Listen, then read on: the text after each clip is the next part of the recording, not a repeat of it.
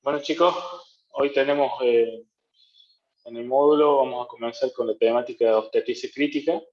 Tenemos al doctor Tupashi.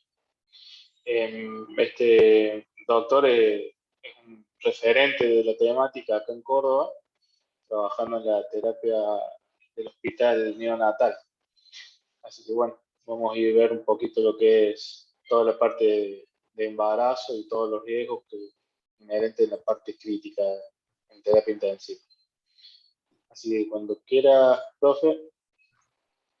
Perfecto, Doc. Gracias, muchas gracias. Se escucha bien, ¿no? ¿Sí? Fantástico.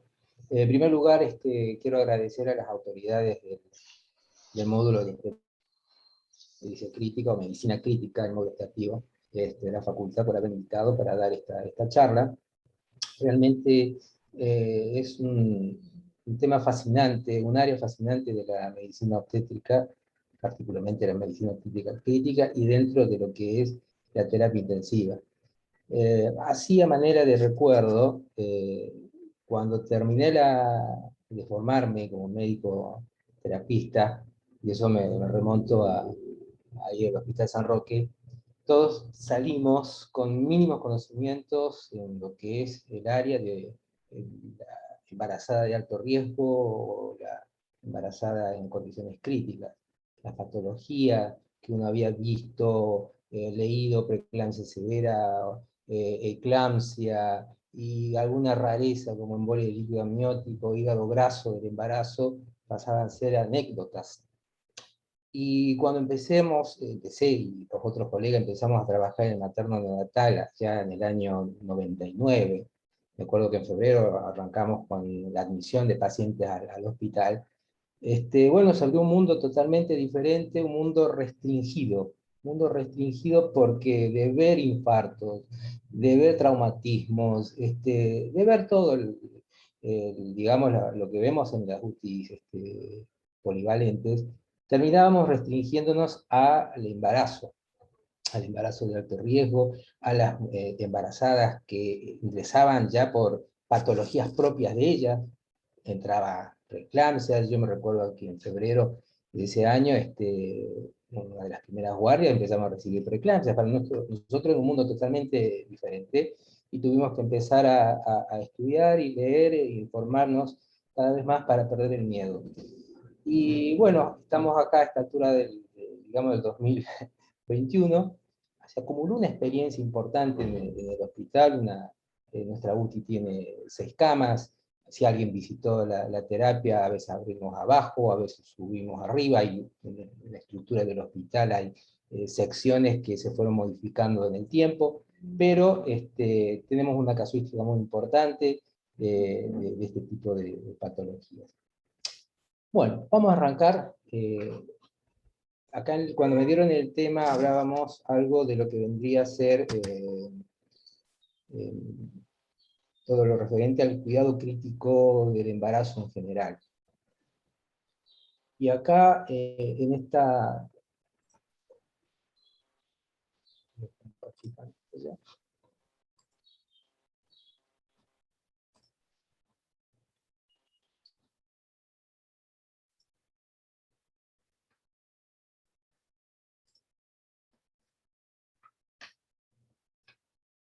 Se ve bien, ¿no? Sí, perfecto.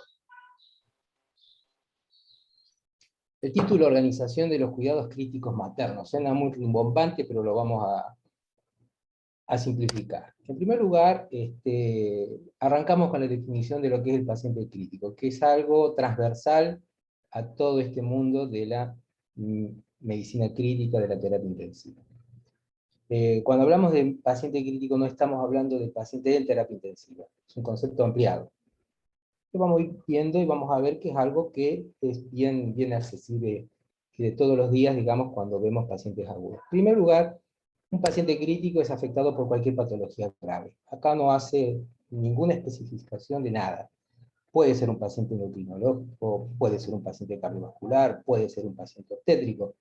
Está afectado por cualquier patología grave. La segunda característica es que esta enfermedad es aguda, o puede haber una reagudización de una enfermedad crónica.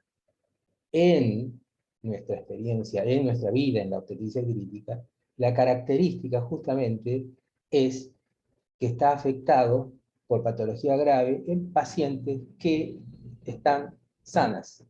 Sanas, la mayoría son sanas, que viene el embarazo, se complica por alguna eventualidad, generalmente una preeclampsia, y acá empieza el problema. O sea, son pacientes recuperables.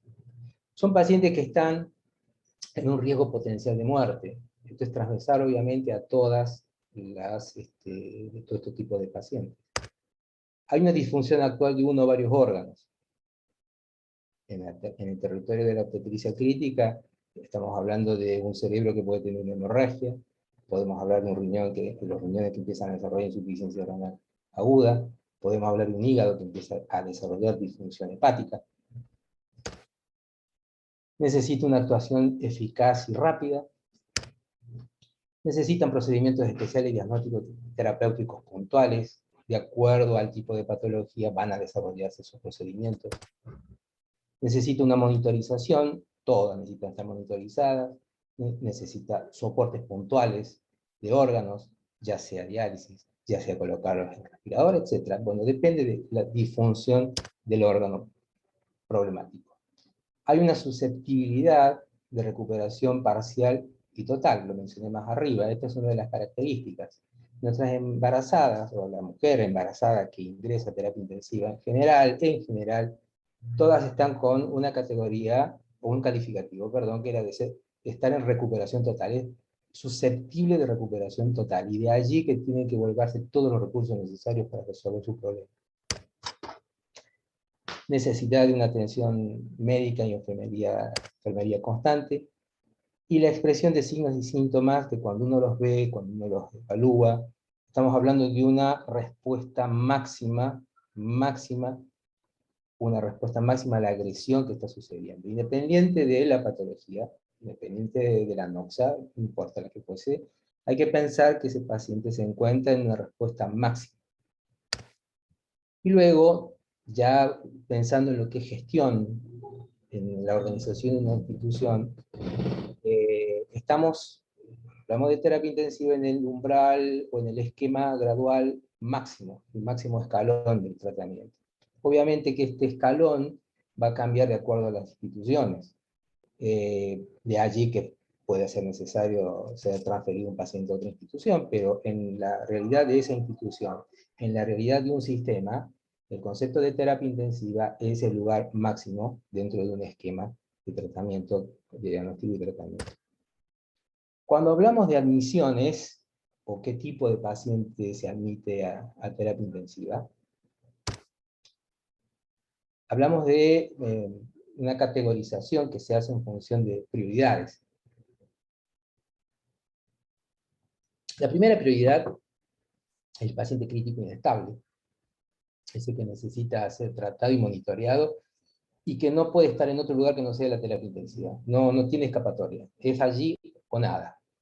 Un paciente que necesita ser soportado en asistencia respiratoria, necesita drogas vasoactivas, y por supuesto en este tipo de categoría no hay límites en la terapéutica.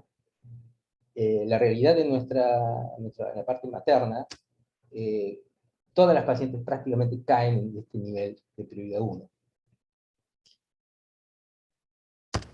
La prioridad 2, pacientes que necesitan monitoreo intensivo y pueden necesitar intervenciones inmediatas, no hay limitaciones, pero son pacientes que tienen una enfermedad crónica y que desarrollan una enfermedad aguda que necesita ser resuelta. El POC, por ejemplo, que presenta una insuficiencia respiratoria por neumonía, o un evento embólico. Prioridad 3 son pacientes críticos, inestables, pero que tienen una probabilidad reducida de recuperación debido a la naturaleza de su patología o a su enfermedad aguda. Pueden recibir tratamiento para aliviar la enfermedad, pero se puede limitar la terapia. Aquí en esta prioridad 3, por ejemplo, están los cánceres con metástasis que hacen una infección. Puede haber, por ejemplo, en la parte obstétrica, ginecobstétrica, un proceso tumoral abdominal que tenga un síndrome ascítico, que necesita una función evacuadora para aliviarla. Es una situación de prioridad 3, no es prioridad que esté en terapia intensiva, pero puede realizarse el procedimiento en terapia intensiva si las condiciones, digamos, no son suficientes para realizarla en otro lugar. No es el paciente ideal, pero se puede realizar. Todas estas prioridades, 1, 2, 3, 4, en realidad siempre hay que pensarlas de manera flexible. El problema es tomarla como puntos de corte duros, y esa dureza uno va a ver que en la parte práctica empiezan a presentarse fricciones, y es necesario siempre una plasticidad detrás de todos estos criterios de prioridad. Y el punto 4, prioridad 4, es pacientes que no son apropiados para la UTI. Pero fíjense acá que dice no apropiados, no significa que no están excluidos o deben ser excluidos como una obligación. Son pacientes no apropiados para la terapia intensiva, pero que bajo una evaluación minuciosa, una evaluación juiciosa por parte de la jefatura, por parte de los profesionales, por parte del colega, se decide el ingreso a terapia intensiva, ¿no? Acá, por ejemplo, dentro de este ítem hay una subcategoría que son pacientes con ningún beneficio aparentemente, pero que hay una intervención que se va a realizar, que podría categorizarse de bajo riesgo, pero que si no se realiza dentro de la UTI pasaría a ser como insegura. Hay algún tratamiento puntual, una acción que se va a hacer, una intervención, que necesita provisoriamente realizar en la UTI porque se evalúa de manera general que no es seguro fuera de UTI. Y por supuesto están las otras, ya les comento un poco más práctico cómo sería este ítem, y luego está una enfermedad terminal irreversible que pasaría a cuidados paliativos, ¿no? Únicamente allí ya no, ese sería el caso típico, digamos, de que no es el lugar apropiado que esté en terapia intensiva. El otro modelo que se usa, no es un modelo, no excluye al otro, sino se usan los dos o tres modelos. El segundo modelo es el modelo en función de las alteraciones en los sistemas o diagnósticos. Yo tengo un diagnóstico puntual e ingreso a terapia intensiva. Ingresa al área de cuidados críticos. Este modelo circulatorio, por ejemplo, lo decimos emergencia hipertensiva. Emergencia hipertensiva, en el contexto de las embarazadas, son ingresadas a terapia intensiva. Puede ser una emergencia, puede ser una urgencia, de acuerdo a las características de cada una, a los criterios que las definen, pero ambas ingresan a terapia intensiva. Fíjense que en este caso agregué al sistema circulatorio urgencia hipertensiva, algo más atenuado, algo que no tiene disfunciones orgánicas, pero también ingresamos a terapia intensiva. Digamos que acá estoy agregando un elemento que viene a ser de que los umbrales de admisión en las terapias intensivas obstétricas se caracterizan por un bajo umbral. Tienden a ser los umbrales de admisión bajos. Sistema respiratorio, por ejemplo, podemos tener un TEPA, una embolia líquido amniótico, una insuficiencia respiratoria, puede haber un trastorno neurológico, apunta a diagnósticos, tiene eclampsia, pasa a UTI, tiene un accidente cerebrovascular, pasa a UTI. Puede haber un trastorno digestivo, puede haber una insuficiencia hepática aguda, pasa a UTI, una pancreatitis grave, pasa a UTI. También podemos decir modelo diagnóstico, pancreatitis que no sea grave, pasa a UTI, usaríamos un criterio más atenuado. Trastornos endocrinos, una cetoacidosis diabética, y así se puede avanzar con un listado que está en las diferentes guías, donde uno va eligiendo, va seleccionando lo que se adapta a la realidad de la institución. Siempre estas guías tienen que ser puestas en ruedo de acuerdo a las necesidades de las instituciones. Los modelos, el otro modelo que se usa es el de parámetros objetivos, ya sea frecuencia cardíaca, tensión arterial, tensión diastólica, frecuencia respiratoria, imágenes, por ejemplo, un hematoma subcapsular en un contexto de una preeclampsia, atención a terapia, un paciente que desarrolle no anuria, oligoanuria, mesoterapia, pues todos esos niveles son los niveles objetivos que permiten la admisión, o desarrolla convulsiones o alteraciones de la conciencia suficiente, ingresa a terapia. Entonces acá hemos visto tres tipos de modelos que cada uno tiene su valor y pueden confluir para permitir el ingreso a lo que son las unidades de terapia intensiva como el área típica de lo que es el lugar en donde se maneja el paciente crítico. Y por supuesto acá tenemos los criterios de alta, criterios de alta en donde existe alteraciones una vez que las alteraciones fisiológicas se han resuelto, se han estabilizado, y los monitoreos ya no tienen sentido, ya no tienen indicación, entonces allí termina, digamos, el ingreso o la estadía en el servicio de terapia intensiva y se decide el alta.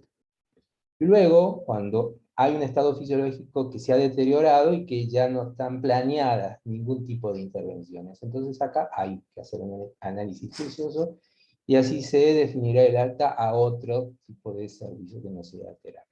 Pueden ser cuidados intermedios, pueden ser otro tipo de áreas, ¿no?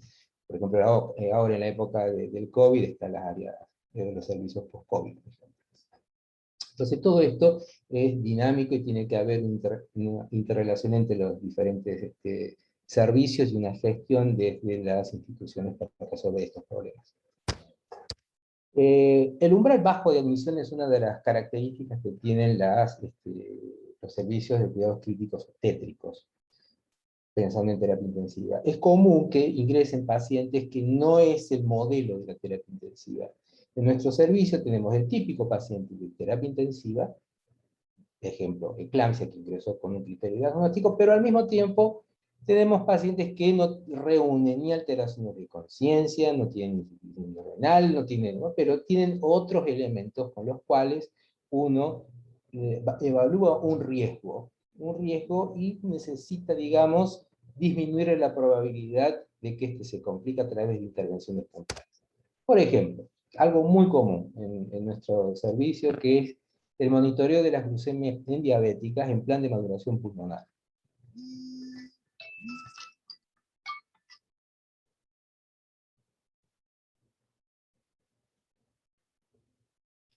Este vendría a ser un ingreso, un tipo de ingreso en donde probablemente no encontremos disfunciones orgánicas, la función renal se encuentre normal, pero está el requerimiento del obstetra para hacer la maduración y nosotros hacemos el monitoreo de las glucemias y el tratamiento en caso de que se empiecen a ascender y salir de los rangos ideales, el tratamiento con insulina.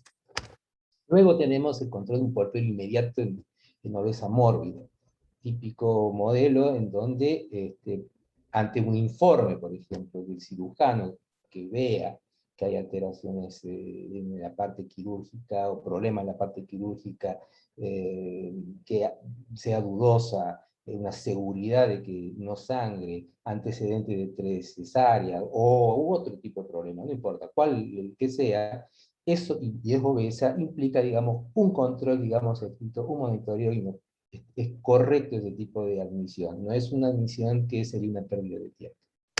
Luego tenemos un embarazo con disnea de etiología desconocida. Esto también viene a ser un motivo de ingreso a terapia. No sé por qué tiene la disnea, pero el ingreso con la finalidad de estudiar. Es bien indicada la admisión. Y el clásico en el mundo de la obstetricia, que es la infusión de sulfato de magnesio por 24 a 48 horas en pacientes que son preeclámpticos. Se diagnostica la preeclampsia, pero vamos a ver que en realidad, si nos alcanza el tiempo, vamos a ver que la preeclampsia tiene ciertas características que hacen de que aparezcan otros elementos clínicos que la dirijan a la admisión en terapia intensiva, pero si no existiese criterios de, digamos, de disfunciones orgánicas puntuales, pero el hecho de que haya una infusión de sulfato de magnesio la pone en un nivel en donde se le indican porque hay un riesgo de convulsión, sería un lugar apropiado de control, digamos, en terapia intensiva. Ahí habría un grado de disfunción que muchos, digamos, si se puede manejar en terapia intensiva mejor, y si no, un cuidado intermedio se puede hacer, o en el centro obstétrico se lo puede hacer, que es el área donde se maneja a las embarazadas.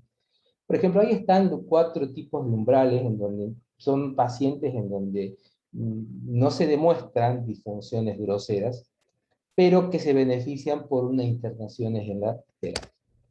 Entonces, cuando hablamos de cuidado crítico obstétrico, es un concepto más ampliado, es un concepto que no está hablando propiamente de un paciente NUCI, está hablando de un paciente que es un cuidado médico provisto para pacientes que requieren una observación cercana y constante por un equipo con profesionales especializados. ¿Dónde puede estar el paciente crítico? Puede, de clave, en general, está en la terapia intensiva, puede estar en piso, puede estar en la guardia, puede estar en el showroom, puede estar en cualquier área del hospital. Y, como les comenté, cuando terminé la vida hospitalaria polivalente y entré en la parte de la maternidad, uno se encuentra en un escenario especial, y estos escenarios especiales son los que hacen de que las prácticas sean especializadas o subespecializadas. Uno sale de una formación general, podemos decir, terapia intensiva, y la práctica, el tipo de hospital, la institución, digamos, el dominante de ingresos, de admisiones, el prototipo de paciente que va teniendo cada institución, hacen de que cada uno vaya desarrollando sus habilidades, sus competencias en ese tipo de pacientes. Eso es lo natural. Y como será que en nuestro caso, materno-neonatal, nuestra terapia está enfocada en la paciente obstétrica. Los traumas, todos los infartos pasan a ser cabezas. Entonces quiere decir que ante un escenario especial como la terapia intensiva obstétrica, la embarazada exige un tipo de respuesta diferente, uno tiene que tener un desarrollo puntual, progresivo en la adquisición de conocimiento de fisiología, de lo que es la patología obstétrica, la medicina crítica en general. También se desarrollan nuevos nexos con otras especialidades, obviamente con obstetricia, pero que la terapia intensiva o el especialista en terapia intensiva tiene una característica, ¿no? Al haber el cuidado crítico, es como si hubiese un cuidado crítico sin paredes, ¿no? Se permea con las otras especialidades. Esto es una característica de nuestra especialidad, ¿no? O sea, ahí, por ejemplo, pongo necesidad de nuevas interacciones entre especialidades relacionadas para hablar competencia en el manejo conjunto. El manejo conjunto es clave y eso se transmite, por supuesto, en cualquier trabajo en la vida del médico. Tiene que haber una buena interacción con los colegas. El evento crítico en la gestante no está limitado a espacios específicos, hace referencia de esto que digo, del paciente crítico, que está no solamente en la terapia intensiva, sino está en otros lugares.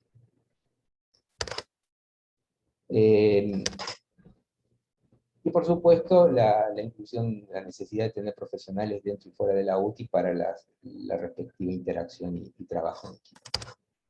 ¿Cuál es el beneficio de un cuidado obstétrico crítico? En primer lugar, beneficio desde el punto de vista como profesional. Aparte, dejamos, por supuesto, se sobreentiende el beneficio que va a tener el paciente, sino desde nuestro lado hay un beneficio porque uno se entrena. En este caso, obstetricia crítica, y el hospital y la maternidad es el escenario ideal para el aprendizaje. Y segundo, que uno puede tener estudios de investigación, mejora, digamos, la calidad institucional. Cuando hablamos de estudios de investigación, no siempre estamos hablando de elaborar un trabajo científico para publicarlo en un journal. No es solamente eso. La investigación se puede dar en tareas muy pequeñas. La mejora de la atención investigando cómo fue admitido, los tiempos que se tardó en la asistencia, la revisión de las nuevas bibliografías, la derivación oportuna, fallas en las derivaciones que hubo, fallas en la comunicación, etcétera, lo que fuese. Todo eso hace que haya un proceso de investigación y una ganancia de conocimiento. Eso muchas veces veo que no está considerado como un proceso de investigación. Ese proceso de investigación justo se da en la pequeña práctica, para eso existen las llamadas capacitaciones en servicios. Para eso existen las revisiones de historias clínicas en caso de que haya una muerte materna.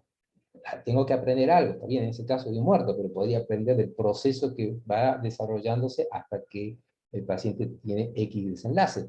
Entonces, todo eso implica un tipo de aprendizaje.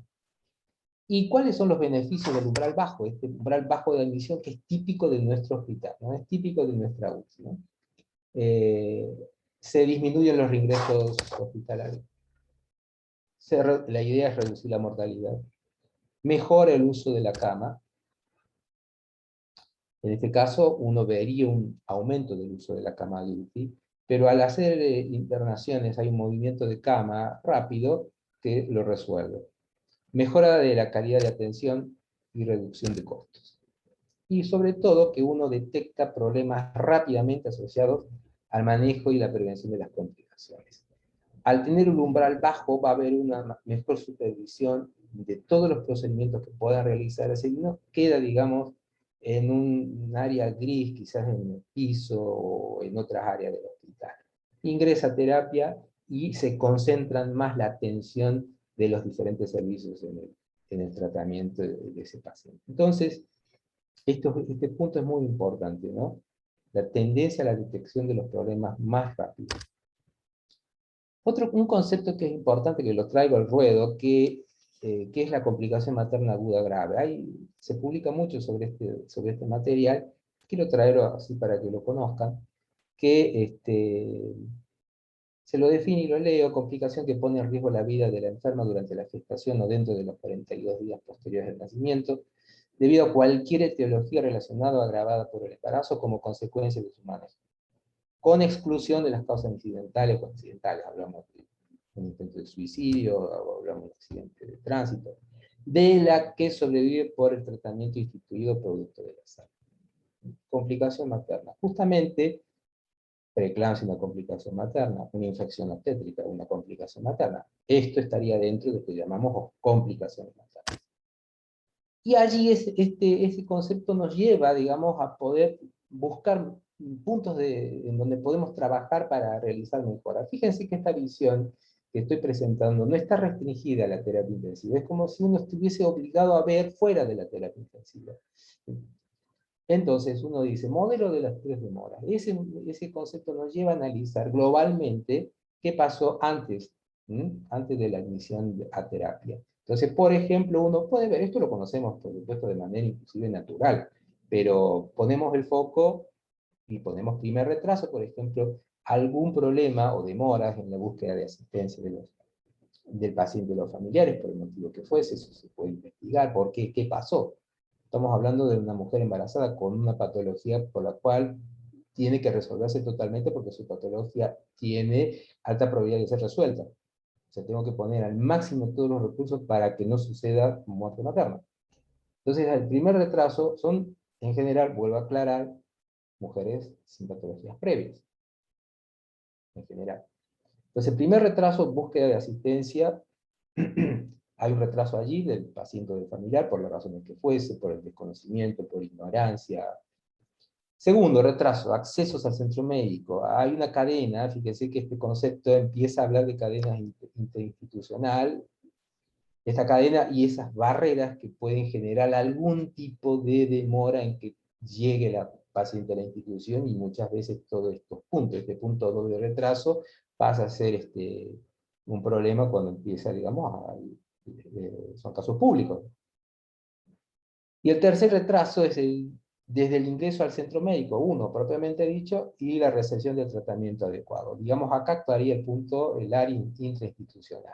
Entonces, generalmente lo que uno va a poder trabajar, debería trabajar con intensidad para ver cuáles son los puntos en esa cadena, en ese proceso, hasta el tratamiento y el desenlace positivo o negativo. Entonces, esa clasificación de este concepto, ¿no? También se llama NIRMIS, ¿no? NIRMI, o casi muerto, digamos. Es un concepto que se evalúa después. Fíjense que tenemos una ventana desde que la mujer está embarazada, tiene el bebé y llega hasta las 42, es toda una ventana en donde se realiza la evolución, y vemos para hacia atrás. El desenlace es hacia atrás. No vemos solamente a la paciente que murió. Esa es la idea de este concepto. Entonces tenemos un tipo A, momento de admisión, y luego tipo B, que se desarrolla durante la internación desde la admisión. Ese punto donde podemos trabajar y accesible para nosotros es el tipo B. Y acá entramos en un territorio que refuerza algo de lo que estaba hablando sobre diferentes criterios de admisión.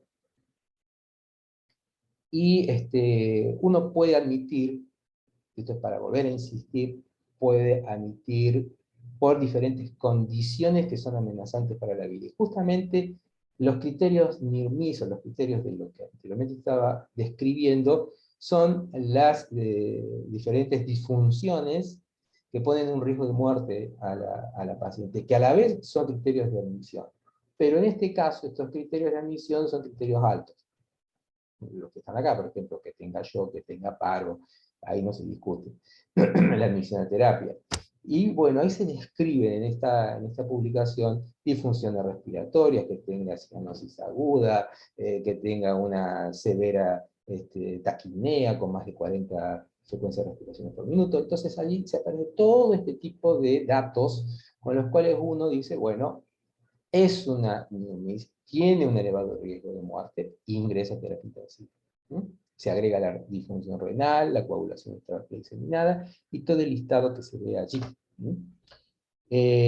Pero hay algo muy importante que también podemos hablar como categoría de admisión. Una hemorragia postpartum severa, ingreso de terapia, es un NIRMIS. Una preeclampsia severa, es un NIRMIS. Una eclampsia, que es un NIRMIS, una infección sistémica o sepsis severa, hay una serie de, digamos, novedades acerca de la infección, digamos, como avance de hace poco para definir qué es sepsis y qué no es sepsis. Después la voy a comentar un poquito porque es uno de los principales diagnósticos. También la ruptura uterina, salió de un evento quirúrgico, hay una ruptura uterina e ingresa a terapia intensiva. Puede haber estado estable el paciente en el momento de la resolución del problema, ya no tiene alteraciones clínicas, hemodinámicas graves, pero solamente el hecho de tener el diagnóstico implica una admisión. Y por supuesto los otros criterios, digamos, que pueden ser más blandos para la admisión a terapia. Este es un pantallazo, obviamente, trato de hacerlo rápido, para que veamos que cuando ingresan a terapia intensiva existe una serie de formas, de criterios que se toman en consideración para que ingresen. Todos son criterios blandos, son modificables, algunos tienen fuerza, son indiscutibles, y otros se van moviendo de acuerdo a la situación de la institución. Y por supuesto, acá salto un poquito a sepsis, que viene a ser una de las patología que es problemática en la obstetricia y todo lo que implica la práctica médica, que es sepsis. Y sepsis, creo que vendría a ser una definición que para aquel que quizás no se dedique a la terapia intensiva en el futuro, que se dedique en su práctica en otro ambiente, no importa, en el lugar que se encuentre, tiene que salir con algún aprendizaje de esto. Termina la parte la formativa y luego desarrolla una actividad profesional, una especialidad que no tenga nada que ver quizás con la sepsis, con el paciente agudo, con el paciente crítico. Lo bonito de todo esto sería que siga en esta especialidad que es fantástica, pero bueno, no sucede eso, pero que quede con una experiencia. ¿Qué es esto? Con un aprendizaje. ¿Qué es una condición que compromete la vida y que ocurre cuando el organismo reacciona frente a una infección lesionando sus propios tejidos? O sea, esta definición dice, es grave, está en riesgo de muerte, una situación que está en riesgo de vida. Ese es el problema que tiene la sepsis. Y traigo esto, es un tema, por supuesto, grandísimo, hablar de sepsis, pero de manera sintética hay tres consensos grandes.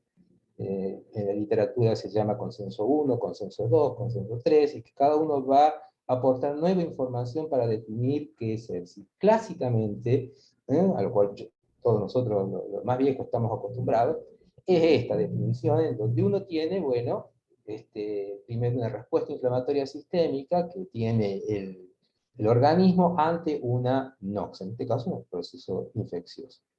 Y tendría que reunir dos de estos criterios, con los cuales uno define sepsis. El problema es que estos criterios pueden suceder hasta con un resfrío, y pueden suceder en un contexto en donde no haya sepsis. Entonces hay problemas acá para definir y hacer que revele realmente cuál es el problema que está presentando el paciente. Entonces, entre 1992 y 2001 hubo, digamos, un avance muchas áreas, pero la definición general, que es esto, la respuesta inflamatoria más un foco infeccioso, que puede estar en el útero, puede estar en la herida quirúrgica, puede estar en el pulmón, quedaba allí.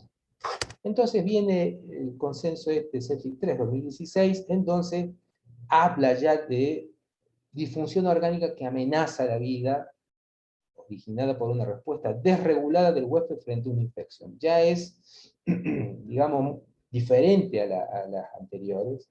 Está hablando ya de disfunciones orgánicas, busca órganos que se encuentren alterados o expresión de esas disfunciones y que uno las sea objetivo.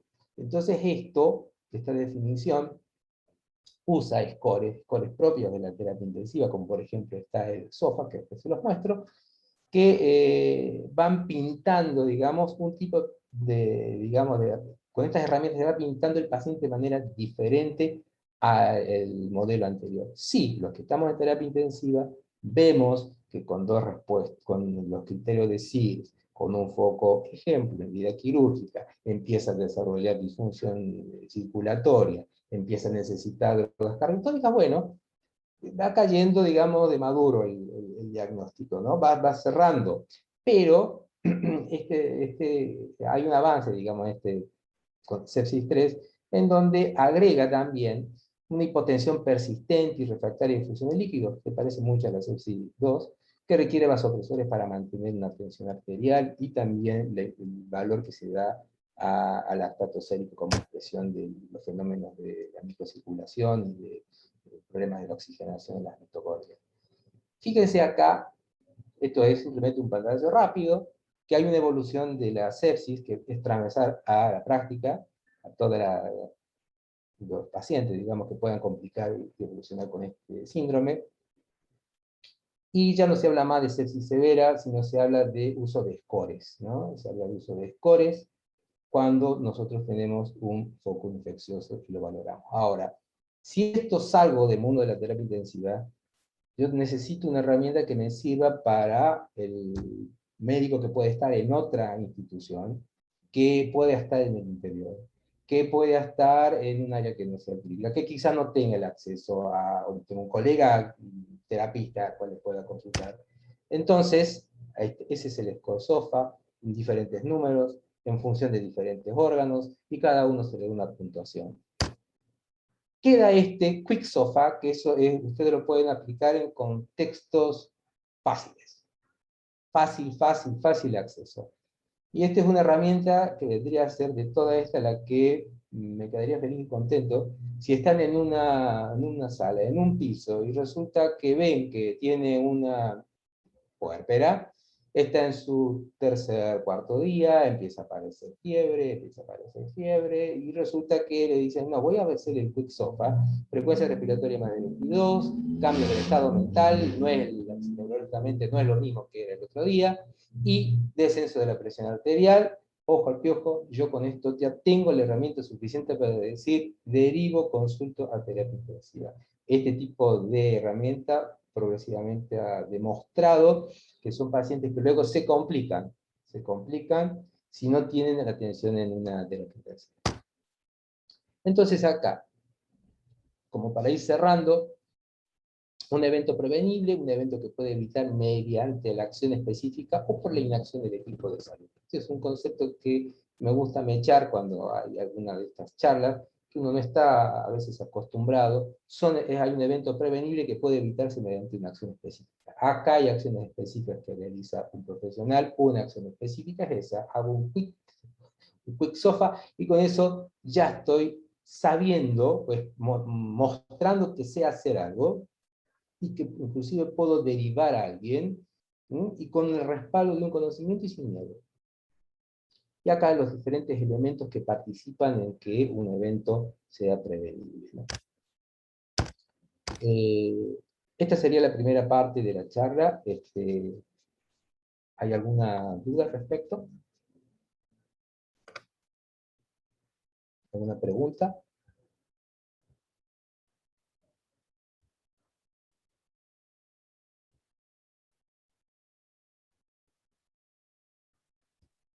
No, de mi parte no, profe. Excelente. ¿Les parece, cómo les pareció esta primera parte? ¿Se va perfilando más o menos cómo sería el ambiente de terapia intensiva y lo que es terapia intensiva obstétrica?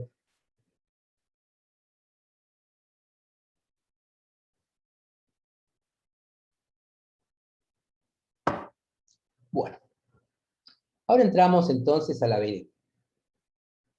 A la BD de la terapia intensiva obstétrica, que es la hipertensión durante el embarazo.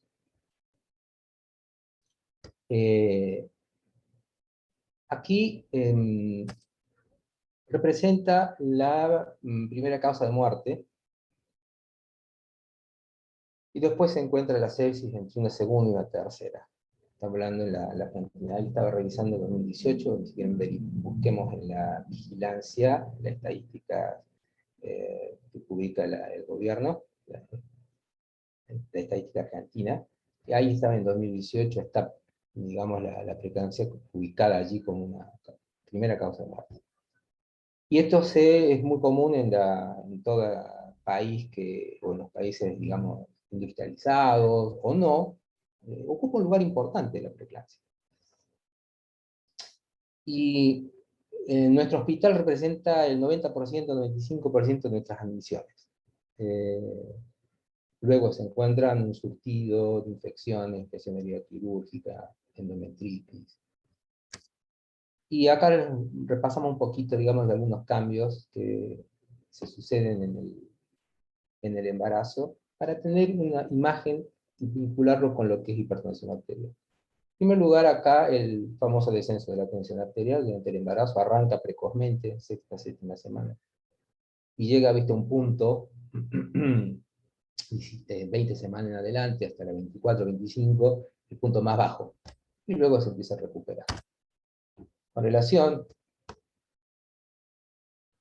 al índice cardíaco, también empieza a hacer un ascenso progresivo hasta la semana 20. Fíjense que los cambios son precoces y muy intensos, ¿no? A las 20 semanas de embarazo, el gasto cardíaco, ¿no?, resultado de la multiplicación de la frecuencia por el volumen sistólico, llega a un punto, digamos, de estabilización. Se mantiene hasta el final. Luego tenemos el volumen sistólico, también tiene un comportamiento similar. La frecuencia cardíaca también precozmente empieza a aumentar. Y acá, no sé, digamos, se nota como un punto a nivel de la 16-20 y luego se vuelve a ascender hasta llegar a su máximo valor al final del embarazo. En general, la imagen es un aumento progresivo. Y recordando que sucede con el embarazo, está el aumento de la volemia, el aumento del volumen plasmático, el aumento de la masa eritrocitaria por el aumento de la eritropoyetina. Hay una anemia dilucional que se presenta porque no va en paralelo el volumen plasmático con el aumento de la masa eritrocitaria. Los ventrículos aumentan en masa, aumentan en espesor. Hay un aumento de la actividad del sistema renina-angiotensina, aumento de la vasopresina. Hay un aumento de la actividad simpática, aumento de la reproducción hidrosalina. Son fenómenos todos que forman parte de la fisiología normal. Acá en esta tabla, los puntos más en énfasis sería acá, fíjense, la frecuencia cardíaca se incrementa un 15-20 latidos por minuto. El índice cardíaco un 50%. Fíjense que allí a las 20-21 semanas ya estamos en un 50%. Luego tenemos el aumento del volumen 30-50, la masa, el volumen eritrocitario un 15, como no van en paralelo, se produce una anemia dilucional, el descenso del hematocrito, hay aumento de la actividad de los factores de coagulación. También se encuentra, para poner foco, en el índice de filtrado glomerular, que se incrementa en un 60%. ¿Bien? Es un estado dinámico. Cuando vemos las embarazadas, en general en la UTI no las vemos sentadas, las vemos acostadas. Entonces, al verlas acostadas hay una precaución que siempre tenemos que tener, esto siempre parejo, quede grabado, es que la toma de tensión arterial, o que al estar descansando, no esté en posición supina. Esto es fundamental. Tiene que estar en un decúbito lateral izquierdo a 30 grados, semi-recumbente. aire con 30 grados, y así se produce esta descompresión de la vena cava. Fíjense acá en esta figura que el feto en esta posición supina comprime, perfectamente, comprime la vena cava. La aorta menos, pero la vena cava sí. Entonces, al hacer la lateralización queda abierta. Aquí, en esta resonancia, fíjense, con vena cava comprimida, en decúbito lateral, permeable. Esto clínicamente hace de que en la posición tengan hipotensión, tengan síntomas de hipotensión arterial, malestar, etcétera, pueden perder conocimiento. Por eso se recomienda el decúbito lateral. Y la toma de tensión arterial tiene que ser realizada en pacientes de decúbito lateral. Entonces, repasando un poquito de la medición, para no olvidarnos de esto, la posición está siendo recumbente, la cabecera a 45 grados, el manguito con las clásicas recomendaciones, que es 1,5 la circunferencia del brazo. Ahí está derecho, pero se busca el brazo que tenga la mayor tensión. 2-3 centímetros por arriba del codo. La fase de Korokov con una oculta nos ha pasado un montón de veces, en donde la fase 5, con la cual usted registra la diastólica, jamás aparece. Entonces allí puse la fase 4. Por la disminución de la resistencia se sigue escuchando digamos, el cuarto ruido. También en el contexto de la terapia van a encontrarse con métodos automatizados, ¿no? La técnica oscilométrica. Esto es importante que hagan una verificación con el método ajustatorio tradicional. En nuestro hospital el personal de enfermería siempre no pierde el hábito de hacer los dos registros para verificar si lo que está registrando el método automatizado es confiable. Y por supuesto el método invasivo, que tiene su lugar en la terapia intensiva, de acuerdo a las necesidades. Hay dos tipos de hipertensiones en el embarazo que, obviamente, el primero no forma parte de nuestra praxis, es necesario mencionarlo, que es la hipertensión de guardapolvo blanco, que en realidad, cuando hablamos de guardapolvo blanco, no es inocente, ¿no? No es inocente. La definición es esa, constatada durante los controles en el consultorio en pacientes sin tratamiento, pero con valores de TDA normales en su vida habitual. Esto no significa que no pasó nada, significa que el 40% piense puede evolucionar o va a evolucionar en hipertensión gestacional y 8% preeclampsia, y que algunos recomiendan que haya un monitoreo, un mapa ambulatorio y una determinación ambulatoria. Esto lo tienen que hacer, obviamente, los obstetras que hacen el seguimiento del paciente y los controles. Y sí, el que tiene un lugar en la práctica, más de uno, ¿no? En la vida institucional, como médico no obstetra, es la retención aguda de orina, justo cuando tenemos un paciente que no se le puso la sonda, está con un globo vesical o una zona vesical que se obstruyó, la vejiga está distendida. Pasamos a la definición de hipertensión arterial. Tensión arterial sistólica igual o mayor de 140, y la diastólica mayor o igual a 90. Registrada en 2 tomas separadas por lo menos de 4 horas. En algunos libros, en algunas guías van a hablar suficiente 15 minutos. También encontramos una recomendación que sirve cuando uno, ya viéndolo como médico de terapista, ¿no? No estamos viendo este tipo de paciente ambulatorio. Terapista, registramos, vemos cuál fue el antecedente, los registros previos allí, en el clave, en los registros que trae la paciente, en la ficha de control del embarazo, y vemos que hubo movimiento de la tensión arterial, pero que no está dentro de los valores que la definen como hipertensa. Cuando sucede ese cambio, tómenlo como un elemento para el seguimiento, ¿no? Para diagnosticar, algunos proponen como un elemento diagnóstico, un criterio diagnóstico, pero en la parte práctica, en general, está usarlo como una herramienta para detectar el paciente que está en riesgo o calificarle un riesgo de desarrollo de hipertensión. Cuando vemos en los registros, vemos que durante un tiempo empieza a notarse ese ascenso de la tensión arterial, se detectan esas modificaciones. Con relación a la hipertensión crónica,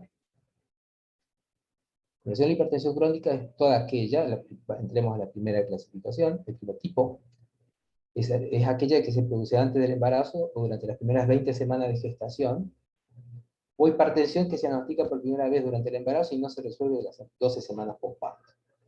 Esta última, si uno la ve así, pareciese que se contradice a la primera parte de la definición.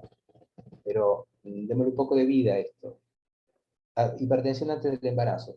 Trae antecedentes de hipertensión. Los tiene. Si no es el paciente que los informa, el familiar por anamnesis indirecta nos provee esa información. Fantástico. Luego tenemos que está durante las primeras 20 semanas. Está en el registro, antes de las 20 semanas, en la aparición del registro de hipertensión suficiente con esa hipertensión crónica. Y luego vemos que puede detectarse en algún momento de su embarazo, pero que lo importante de esto, que uno va a empezar a meterse, es la recategorización de los estados hipertensivos. Uno tiene que recategorizarlo. Empieza como una cosa, evoluciona como otra, y le damos un tiempo para ver si se va o no, y eso hace de que sea dinámico. Entonces sería la primera enseñanza, la primera conclusión, el primer aprendizaje sería eso, la dinamicidad que hay en las clasificaciones, no son estáticas. Y el punto de corte de las 12 semanas para definir.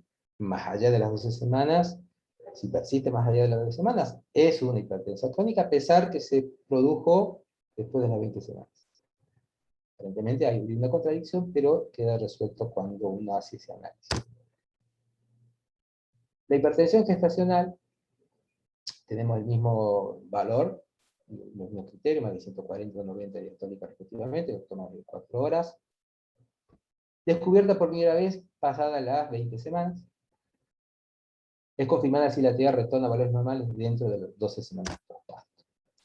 ¿Qué tiene esta hipertensión gestacional? 15 a 25% de desarrollo de preeclampsia.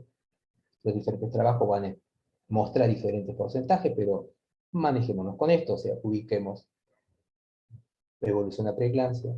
Un 50% si la tensión arterial es menos de 30 a 32 semanas evolucionan a preeclampsia, o sea, las hipertensiones gestacionales de inicio precoz. 9,6%, por ejemplo, dice trabajo, preeclampsia severa. Y otras se registran después en su evolución como hipertensión crónica. Hay algo importante en la proteinuria, que aparte de descartar infecciones vaginales, urinarias, para que uno tenga un resultado confiable, primero que es positiva más allá de los 300 miligramos por día, ese es el punto de corte que se acepta para definir proteinuria positiva. Hay una variabilidad en 24 horas, y por eso se recomienda 24 horas de junta o de recolección, pero hay que agregar que 8, 12, 24 tiene muy buena correlación en diferentes trabajos. En nuestro caso, en la terapia hacemos 12 horas, en las salas hacen 24 horas, los dos tienen buena correlación, así que es información confiable. Aún hay veces en donde 8 horas es suficiente. Queremos categorizarla a la paciente, vemos que el horario más o menos se cumple para que enfermería apunte la última toma y la entrega al laboratorio, que es el horario donde tenemos que preguntar hasta qué hora nos toman las muestras, y vemos que 8-12 encaja, bueno, hacemos 8-12 y con la aclaración orina 8 horas, 12 horas. Y el índice de más de 0,3 tiene una muy buena correlación con la proteinuria. Tan bueno es que si es menos de 0,19, 0,20 es negativo. 0,3 es positivo. Y tiras reactivas, que esa es una muestra aislada. Y las tiras reactivas con 2 cruces para arriba, hablamos de proteinuria, pero también tenemos que considerar que uno va a hacer una verificación o corroboración con una recolección de 24 horas, o de 12. Consideraciones del edema, este es otro punto. Primero, sacarla ahí como criterio diagnóstico, eso es lo primero que debe quedar. No tenerla más como criterio diagnóstico. Pasa a ser un elemento clínico, que es diferente. Seguro, relevante, donde están en las zonas no declives, y si más aún uno tiene una hipertensa de antes de las 20 semanas que viene con este tipo de edema, uno empieza a buscar patologías renales como causa de su hipertensión, pero no tenerla más como criterio diagnóstico. Si hablamos de hipertensión, hablemos de edad gestacional más de 20, hipertensión arterial y proteinuria, igual preeclampsia. Pero no hablemos ya más de factores de riesgo de preeclampsia. Acá hay un listado que se publica en todos los lugares, están realmente. Y uno de los más, digamos, que tiene un factor de riesgo muy importante es de los anticuerpos antifolipídicos, que se asocia al que presenten pacientes con lupus. También está todos los antecedentes de una preeclampsia en embarazos previos, puntualmente en pacientes que tienen hipertensión de inicio precoz, antes de las 32 semanas. Es un factor de riesgo que evoluciona a preeclampsia. La historia de diabetes, una patología renal previa, hipertensión crónica, y todo el listado que va apareciendo allí como factores de riesgo. Acá están puestos en orden de fuerza, digamos. El más importante tendría que ser el anticuerpo antifosfolípico. Y la enfermedad trofoblástica gestacional realmente es una rareza. O sea, cuando uno ve acá, por ejemplo, patología tipo mola, pero bueno, si se presenta, es un factor de riesgo para hipertensión. Hay diferentes teorías, acá se las puse, hay diferentes teorías que utilizan de explicar. Desde cosas eso por supuesto lo saben muy bien los obstetras, en donde hay una confluencia de diferentes, digamos, teorías que tratan de explicar por qué, de qué manera se presenta esta respuesta inflamatoria, que eso es lo que es la preeclampsia, una respuesta inflamatoria desbordada en esta paciente, en un embarazo. El embarazo ya se asume que no se sabe que es un proceso inflamatorio, se desarrolla un proceso inflamatorio. Pero la preeclampsia está desbordado. Y acá empiezan a aparecer diferentes teorías, ya sea factores angiogénicos, antiangiogénicos, como acá, ahí se los pongo en la pantalla, problemas con los linfocitos helper, desequilibrios entre los T1 y T2, a predominio de los T1, se empiezan a investigar sobre los diferentes interleuquinas, factores de necrosis tumoral, diferentes citoquinas, ¿no? Empieza a haber diferentes trabajos que hablan sobre el desbalance entre tromboxano y prostaciclina, y en realidad lo que va sucediendo en esa mujer embarazada que tiene preeclampsia, la idea clave que tiene que quedar es que es una enfermedad multisistémica. Es una enfermedad multisistémica con daño endotelial, con daño endovascular, con tendencia a la trombosis, con tendencia a la obstrucción de la microcirculación, con aumento de la función antiagregante, con activación plaquetaria, con desequilibrio de factores pro y anticoagulantes en el endotelio. Eso es lo que va sucediendo detrás, digamos, en íntimo en la preeclampsia. Sí está el asunto, por supuesto, de la invasión anormal del trofoblasto, como una parte del problema, y todo el mecanismo que se desencadena con una complejidad realmente asombrosa. Acá está esta figura, un clásico, que es esa persistencia de la túnica muscular en las arterias espirales uterinas, que dejan de ser, o sea, que no se convierten en verdaderos vasos de capacitancia para la circulación placentaria, sino se convierten en un vaso de resistencia que tiende a la isquemia, tiende a la necrosis, y empieza todo el motor. Y acá en esta figura, por supuesto, muestro cómo va integrándose el prototipo del paciente, ¿no? El modelo obeso con un perfil lipídico alterado, también resistencia a la insulina o diabética, y empieza, por supuesto, a ver en ella este asunto de problema de la migración, una normalidad en la migración citotrofoblástica, el problema, digamos, del aumento, de la disminución de la complacencia en las arterias espirales uterinas, y todo ese desbalance en los diferentes, digamos, sistemas allí en la circulación.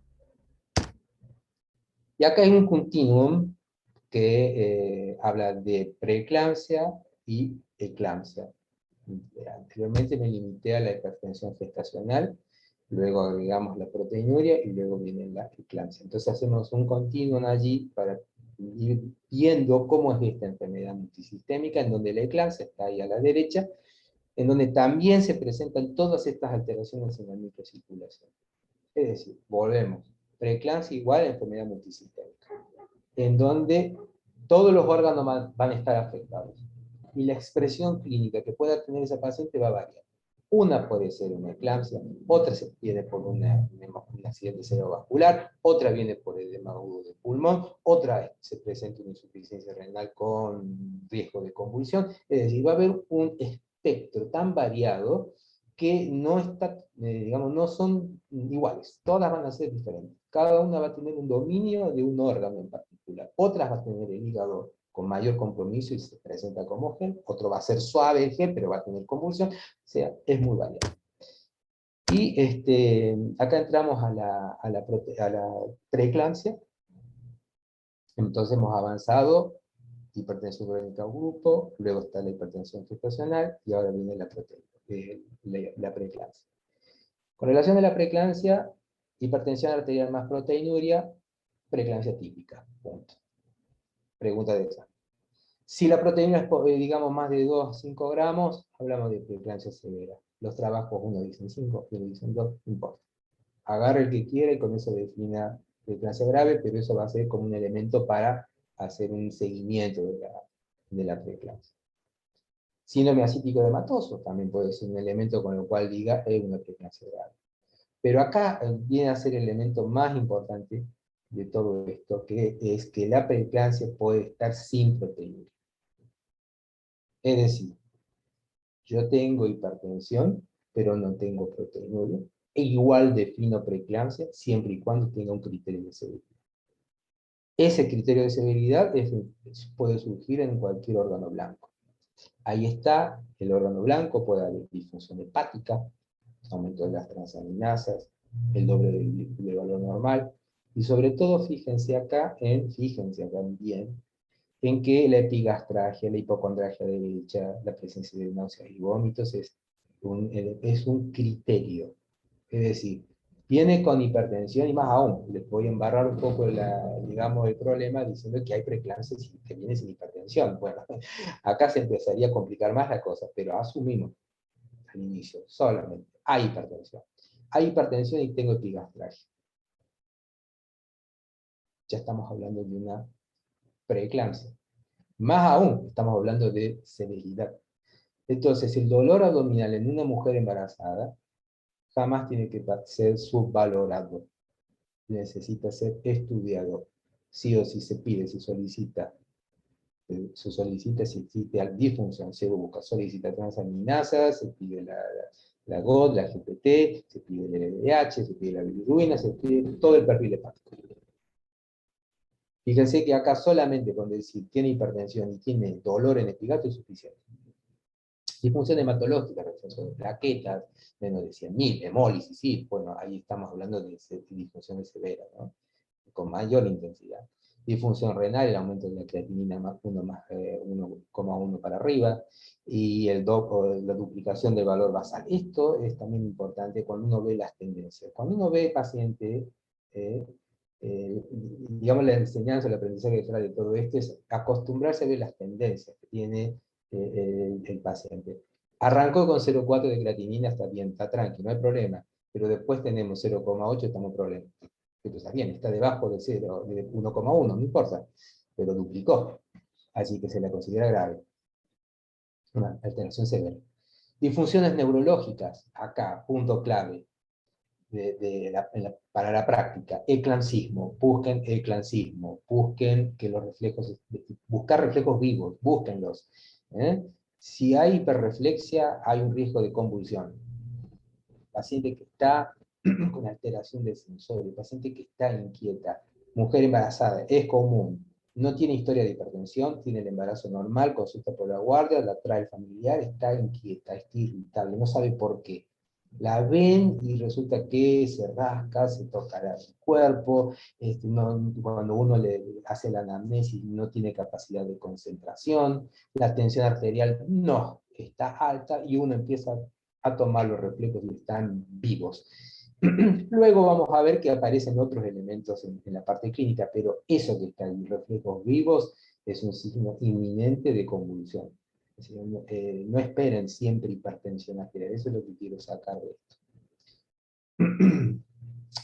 Hipertensión severa si está por encima de 160-100, y por supuesto todas esas alteraciones fetales que pueden estar presentes.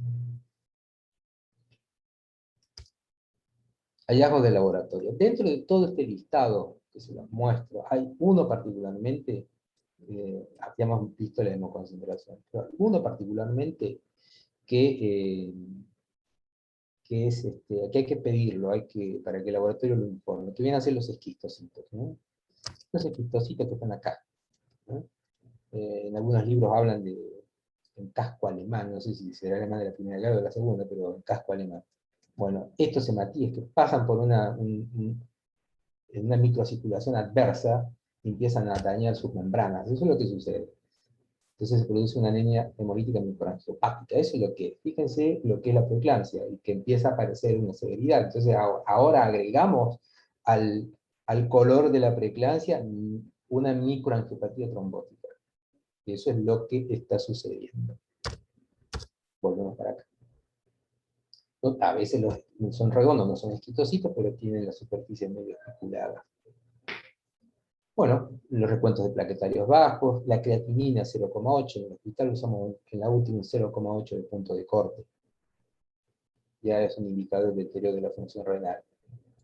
El famoso ácido úrico, y la elevación de la transaminasa y del DH. Y vemos también los tiempos de hemostasia que no, en general están muy normales, ¿no? Generalmente no están afectados, se afectan cuando el cuadro es muy extremo. ¿Qué pasa acá? De todo esto, lo que quiere que quedar en claro es el pedido de un laboratorio, que es el perfil hepático ante un paciente que tiene dolor epigástrico. Una embarazada con dolor epigástrico más de las 20 semanas, no pensemos que la cabeza del feto se acomodó, etc. No, pide el laboratorio, no va a pasar nada y después veamos qué hay. Dolor abdominal igual ecografía hepática, que se busca hematoma. Hematoma supercelular. Eso es una de las lesiones que pueden tener estos pacientes. Si se rompe, problema serio. Las tomografías, si se presentan convulsiones reiteradas o un coma por tiempo prolongado. Y después estos otros estudios que ya forman parte de la obstetricia, obviamente, búsqueda de oligoamio, restricción del crecimiento, el fondo de ojos también se lo explica. Y la preeclampsia y el tratamiento. Acá está el listado, el listado del tratamiento de la preeclampsia severa. Hay énfasis en algunos puntos. El primero, que es la hidratación. No sobrehidratar a estos pacientes, tienen tendencia a hacer edema pulmonar. Así que con 1 litro, 2 litros de aporte basal, quedémonos tranquilos. Por lo menos, seguro de que no estamos metiendo la pata. Ahí están los niveles de tensión arterial que uno pone como objetivo. La medicación antihipertensiva vía oral. Si no hay ningún problema, se da vía oral. Alfa-metildopa, la betalol-nifedipina, es el esquema que tenemos en la UTI. La betalol endovenoso también. Y el nitroprusiato, con ciertos recaudos, también puede ser usado. No es rutinario, pero se puede usar. Con tiempos breves. El problema es la intoxicación con tiosanato. Pero se puede usar por breves tiempos como un puente de estabilización hasta la resolución. Pero ahí ven el esquema que alfa-metildopa, la betalol, nifedipina, la betalol, nitroprusiato. Por supuesto, los inhibidores de enzima convertidora y los ARA2 tampoco. Y ahí están los motivos por los cuales se los contraindica, y también el atenolol, este beta-bloqueante selectivo, también puede, o se asocia con muerte fetal intrautero y restricción del crecimiento. Entonces, Prazosin directamente jamás lo hemos tenido en nuestro vademecum, pero lo pongo ahí.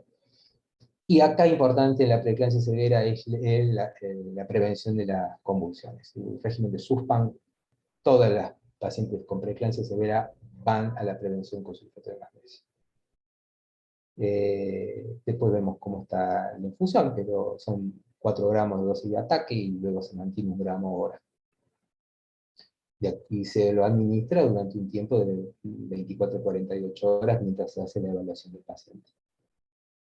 La heparinoprofilaxis, tómenlo también como un elemento importante, se realiza la heparinoprofilaxis, pero tienen riesgo de trombosis. Hay diferentes tablas, diferentes riesgos con los cuales se establece la indicación, el esquema.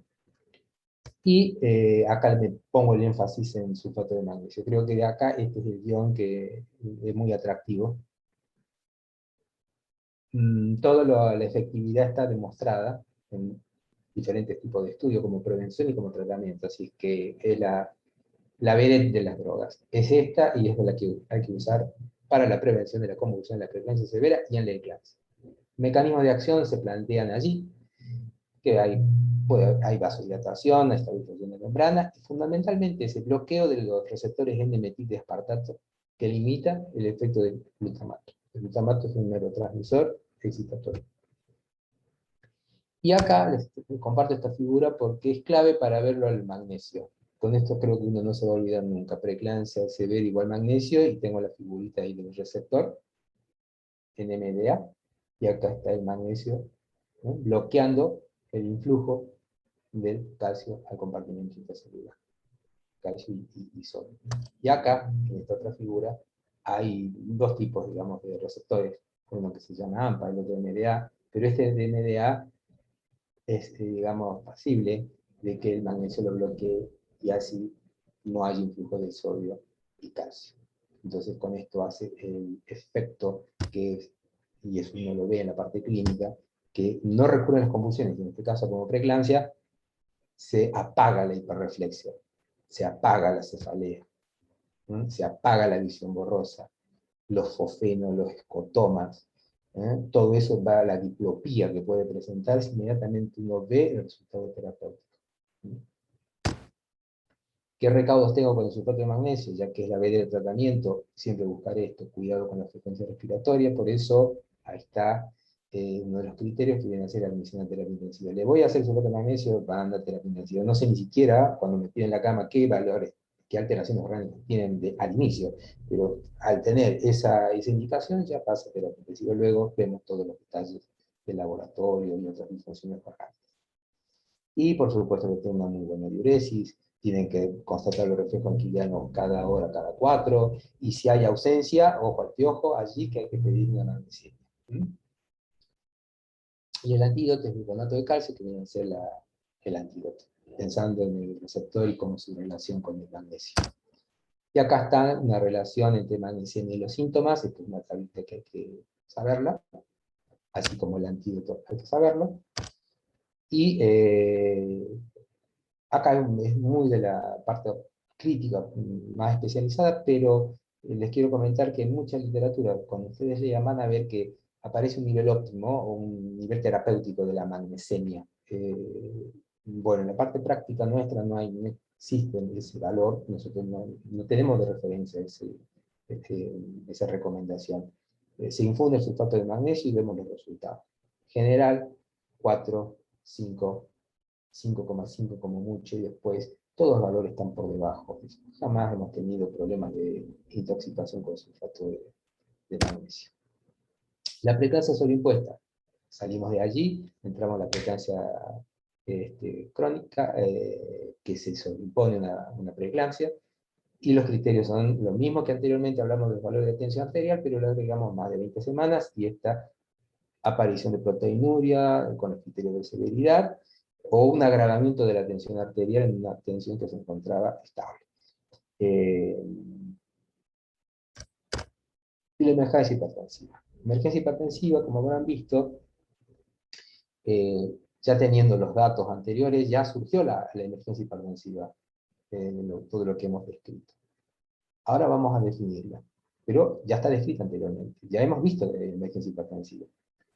El aumento brusco de la tensión por encima de 160 y 110 asociada con, yo tengo la paciente, viene 160 a 100 y se asocia a qué cosa. Lesiones agudas encefálicas, donde tengo encefalopatía hipertensiva, eclampsia y hemorragia encefálica. Lesiones cardíacas, puede haber disfunciones cardíacas, edema agudo del pulmón, angina, infarto, es rareza en nuestro contexto del paciente. Insuficiencia renal aguda, también puede haber una rareza que es la disfunción de aorta. Ahora, fíjense que entramos a la definición: urgencia hipertensiva no presenta daño de órgano blanco, y una emergencia hipertensiva presenta daño de órgano blanco.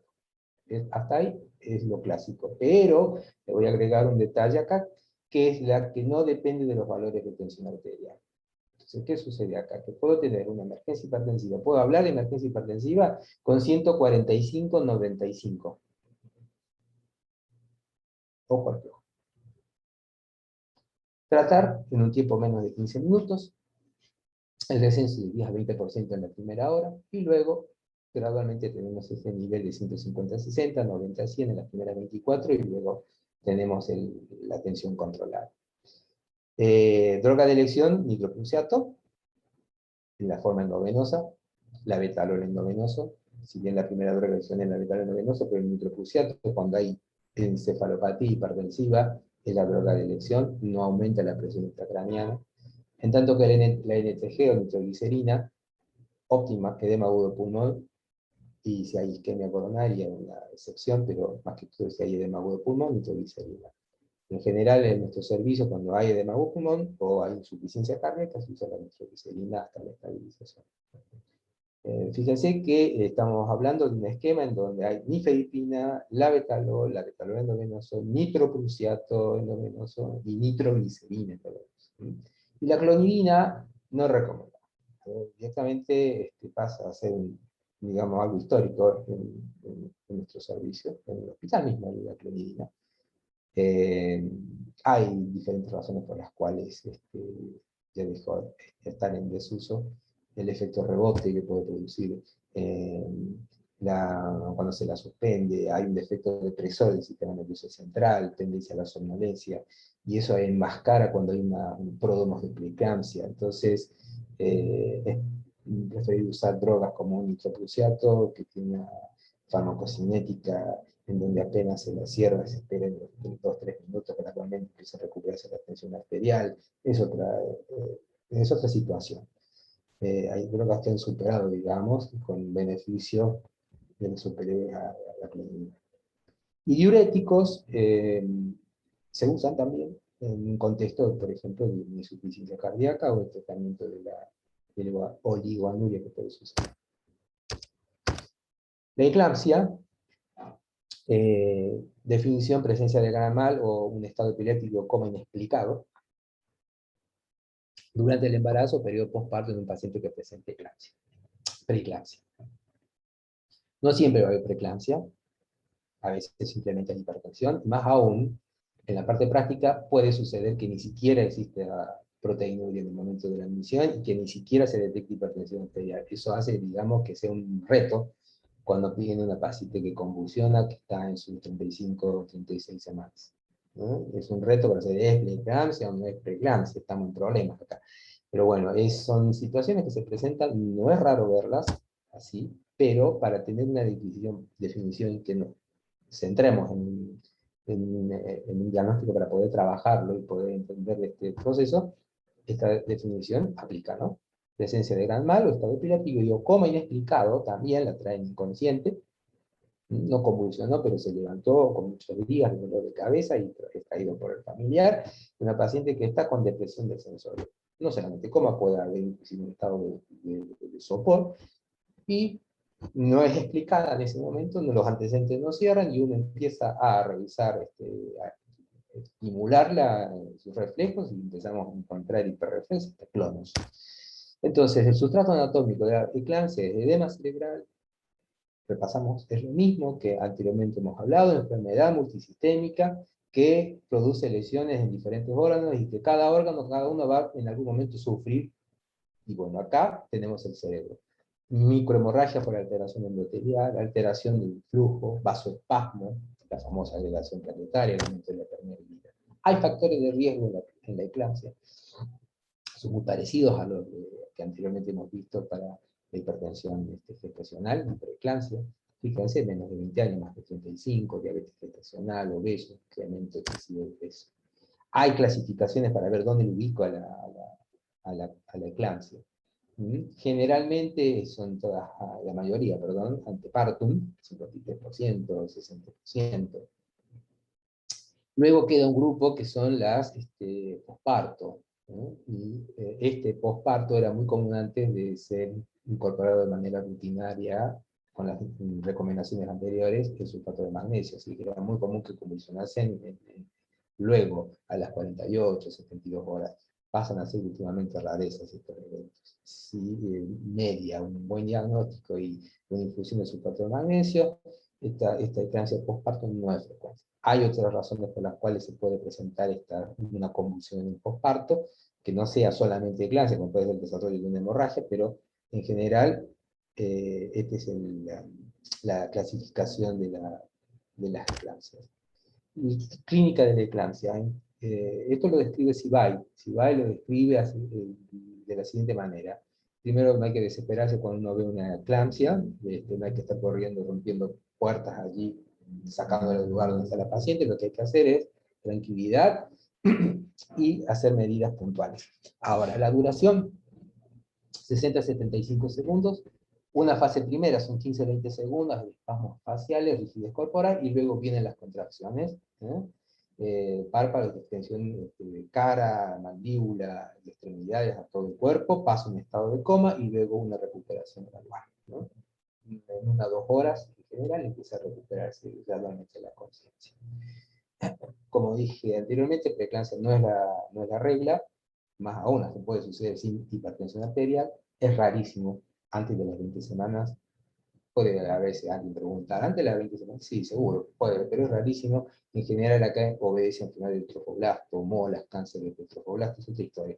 Pero son rarísimos, rarísimos, contados con los dedos, solamente. Y el pródromo, acá, concentrémonos bien con el pródromo. Cefaleas, dolor abdominal, trastornos visuales, alteración de la conciencia, hiperreflexia osteotendinosa y clonus es un pródromo de eclampsia, sí o sí. Y las complicaciones que se pueden presentar, neumonía aspirativa, edema del pulmón, que acompañan, digamos, a todo este cuadro. Recomendaciones: mantener la calma y pedir ayuda. Ojo, bueno, pienso a veces en este caso en aquel que no está en el mundo de terapia, está en otro contexto, en otro lugar, le toca estar en una guardia, no importa dónde sea. Tiene que mantener la calma y pedir ayuda. Pida la ayuda, mantenga la calma y proteja la vía aérea y minimice el riesgo de broncoaspiración. Y oxígeno. Preocúpese en oxigenarlo. Aspire las situaciones para que no haya broncoaspiración. Ponga una máscara, ponga oxígeno, administre máscara con oxígeno. No use la bigotera, una máscara.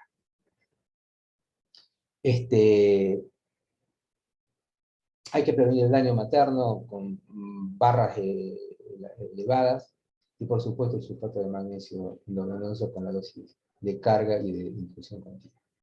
Drogas de elección nuevamente para tratar la eclampsia, la betalol, nifedipina. Se habla ahí nifedipina siempre y cuando el sensorio esté normal. Está en los libros.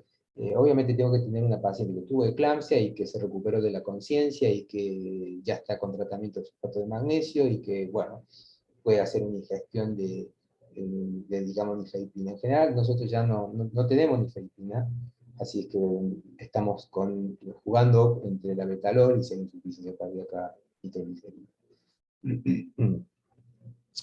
Y luego, cuando ya se vaya recuperando su conciencia y pueda tragar, uno empieza a establecer la medicación bioral. Obviamente que la finalización es el tratamiento independiente de la edad gestacional. Síndrome de Hebb, el otro problema, casi ya para terminar, tenemos, cuando hemos visto antes las preeclampsias, se ve las diferentes disfunciones que van apareciendo. Cuando uno toma una disfunción, la suma con otra disfunción, surge un síndrome. Pero es lo mismo que anterior, que solamente se hace agregación de determinados elementos y tenemos un síndrome. En este caso, síndrome de Hebb. Lo más importante, esta es la tríada que pongo allí, valor para los que están viviendo en la terapia intensiva obstétrica, pero valor para aquel que no tenga nada que ver quizás en el mundo de la terapia, que es el siguiente. Ante la presencia, lo puse en grande, ante la presencia del decaimiento del estado general, náuseas, vómitos, dolor en hipocondrio derecho, epigastrio, deberá sospecharse de HELP, aún en ausencia de hipertensión o proteinuria. No tiene por qué suceder que una paciente, y eso Me ha pasado en donde viene por una consulta y dice, doctor, discúlpeme, ¿sabe una cosa? Tengo un malestar, o la pasa el obstetra con buen tino y dice, mira, vela, porque tiene algo, algo, veámosla, tiene algo. Bueno, valoremosla. Tiene un decaimiento general, parece que fuera un síndrome gripal, una molestia epigástrica que está no muy bien definida, medio rara, cambió su situación en las últimas 48 72 horas, y bueno, uno empieza a buscar ahí los datos clínicos y nos encontramos con enzimas altas, LDH alta, bilirrubina alta. Entonces, tengamos cuidado con el dolor abdominal en una mujer embarazada. Si tiene diagnóstico de hipertensión arterial, bueno, tenemos más cantado, digamos, la evolución allí en nuestro razonamiento de buscar un gel, por ejemplo. Pero si no, pidamos la batería de estudios complementarios en búsqueda de disfunciones. Hay tipos de gel que pone la literatura de acuerdo a la graduación de las plaquetas. Como va a estar después grabada la clase, tengan allí, lo usan como herramienta para estudiar, si quieren profundizar más en esta parte. Y acá hay lo puse esta figura que me encanta, la participación del factor de von Willebrand. Entonces, cuando uno empieza a leer allí hematología, trastorno de la coagulación, aparece este factor de von Willebrand. Hay un factor que de origen endotelial, hay producido en endotelio, y que está explicado, se lo usa como una de las teorías que explican por qué se presentan estas disfunciones. Agregando a todo lo que hemos visto en la preeclampsia, está ¿no? Factor de von Willebrand, y el Adams 13 como esta enzima que cliva esta molécula. Bueno, también este factor, al no tener el Adams 13, que viene a ser una proteína que cliva, una enzima que cliva al von Willebrand, hay una tendencia a la coagulación. Fíjense cómo tiene un sitio de acción, un sitio de unión en el colágeno, tiene un sitio de unión en el factor 8 de coagulación, y también tiene su sitio de unión con la membrana plaquetaria. Tiene todos los elementos para empezar a hacer la agregación. Esto también estaría sucediendo en esa placenta que vimos en una de las anteriores imágenes, cuando existe una invasión anormal de tromboblastos. Acá está, digamos, vinculado con otra entidad, que es la púrpura trombocitopénica trombótica, pero que tiene el síndrome de HELLP, que es una anemia hemolítica microangiopática, comparte, digamos, ese mecanismo fisiopatológico, que tiene sus detalles cuando uno estudia los otros trastornos, pero es común a la PTT. Entonces, esta imagen muestra este problema con el factor von Willebrand y la adaptación. Tratamiento del síndrome de HELLP, los corticoides, se usa la dexametasona, hay discusiones allí, sí pueden mejorar, no tanto, pero bueno, en realidad hay una mejora del laboratorio, acortamiento del tiempo de hospitalización, así que se usan los corticoides, tanto para madurar al feto y prepararlo para que se haga la finalización de acuerdo a la valoración con el obstetra, o en el momento digamos, evacuación post-cesárea, por ejemplo, en donde, bueno, se lo deja como un esquema hasta que suban o se normalicen hasta el 100, por ejemplo, las plaquetas, y ahí se suspende. Se usa corticoide, los diuréticos con una indicación muy similar a la anterior. Sulfato de magnesio, siempre todas van con sulfato, y como es un síndrome que puede tener grandes problemas como el trastorno de coagulación, ahí empezamos con la participación del servicio nuestro de hemoderivados con las diferentes componentes, glóbulos rojos, plasma, etcétera, para tratar si hay una complicación hemorrágica. Hasta llegamos. Espero que les haya gustado realmente esta clase. Perfecto, profe. Muchas gracias. Muchas gracias, Doc. Muy buena la clase. Muchas gracias, Doc. Muy ¿Alguna buena la pregunta, clase. chicos? No, muy claro. No, muy claro. Bien, me alegra, me alegra. Quedan siempre invitados para que alguien, el que quiera, se dé una vuelta al hospital. Si a alguien le atrae algo de lo que hemos visto, pueden tranquilamente acercarse al hospital. Podemos compartir, leer historias clínicas, estudiarlas. O sea, es un lugar en donde hay mucho material para estudiar estas alteraciones y estas patologías, y que sea atractivo, digamos. que sea atractivo y ver que hay un mundo dentro de la medicina obstétrica crítica que se llama obstetricia crítica, ¿no? Estamos ahí medios encerrados en la parte de los hospitales, porque no, digamos, estamos muy centrados, somos monovalentes, pero uno va ganando un conocimiento muy puntual, así como, si querés, invito a todos que si quieren acercarse, se acerquen, ¿no? Para poder estudiar y profundizar algunos temas. Y si tienen alguna duda, pueden tranquilamente enviar por mail, le dan al doctor un mail que se lo transmito, y si hay alguna duda que pueda sugerir en algún momento, bueno, estamos a disposición. Gracias, Doc. Muchas gracias, profe. Listo. Vamos. Perfecto. Hasta luego. Adiós.